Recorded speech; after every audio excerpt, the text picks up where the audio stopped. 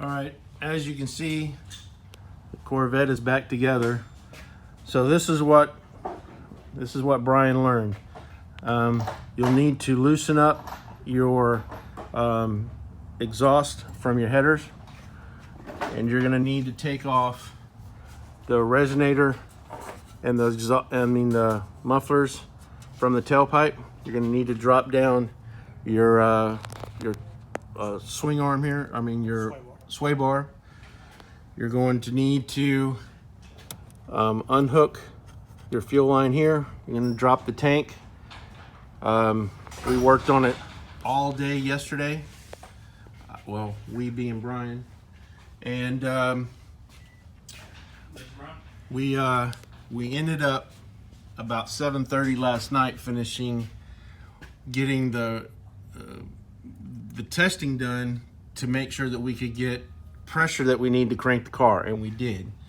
When we put it together the first time, we only had 20 pounds of pressure and the car wouldn't crank.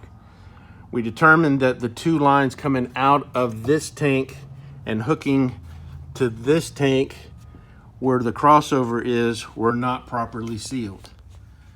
So once we dropped the number one tank down and hooked them both together externally, we cranked it up and we got 62 pounds of pressure. So this morning we came in, dropped the number one tank, took the crossover tube out, hooked them up on this side, pushed it back through to the number two tank, and hooked it back up. That's how we were able to get it all put back together. And as you can see, the tires on, the inner fenders on, the insulation's in, the gas control is hooked back in. All the modules are hooked back up.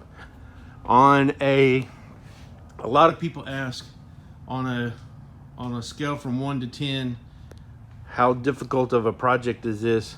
And I would say this is pretty close to a 10. It would be very difficult for you to do this in your driveway,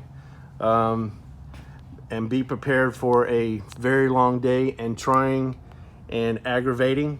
Everything is very tight in these Corvettes, and it is a difficult project to tackle if you don't have the experience.